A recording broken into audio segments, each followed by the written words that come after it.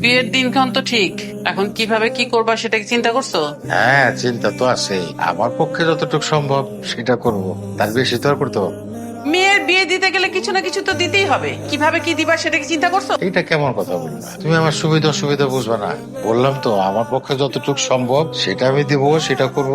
যেটা সাধ্যের মধ্যে নাই সেটা তো আর করতে পারবো না। করতে পারবা না মানে হলো? আপুর বেলায় বিয়ের সময় তো একদম স্বর্ণ গয়না দিয়ে সাজা গুজা তারপর পাঠাইছিল, আমার বেলা বঞ্চিত করবা কেন আমাকে? বড় আপু তোমার মেয়ে আর আমি তোমার মেয়ে না?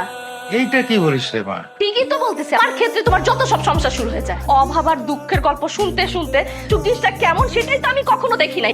সামর্থ্য না থাকলে আমার বিয়েটা দিও না, বিয়ের কোনো দরকার নাই। মা, তাদেরকে না করে তো আমি বিয়ে করবো না। এইটা কি বলিস রে? আমি যে চাই না, আমার স্বাদ আছে কিন্তু সাধ্য তো নাই।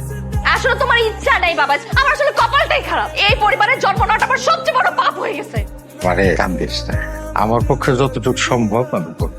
তুমি বড় আপুকে যা যা দিছো আমাকে তোমার তাই দেওয়া লাগবে।